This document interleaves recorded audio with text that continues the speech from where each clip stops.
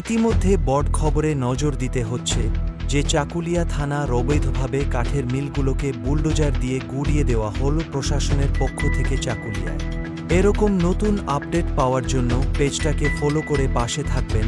আরেকবার জানিয়ে দিই যে চাকুলিয়া থানার অবৈধভাবে কাঠের মিলগুলোকে বুলডোজার দিয়ে গুড়িয়ে দেওয়া হল প্রশাসনের পক্ষ থেকে চাকুলিয়ায়।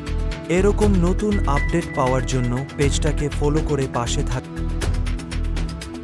জন্য আজকে এখানে হচ্ছে একটু বলুন না। স্যার বলুন একটু কি কারণে মিল সিজ করছি আমরা। কি কারণে একটু বলুন প্লিজ। কিসের জন্য এখন প্লিজ আমাদেরকে যে আছে আর এটা কাজ কমপ্লিট হোক, তারপরে যে আছে সে আপনারা ব্রিফিংস নিয়ে এই মিল না আরো কোথাও আছে? মিল যেখানে যেখানে হবে আমরা ও স্যার প্রতিটা মিলে কি আপনার এই তদন্ত চালাবেন?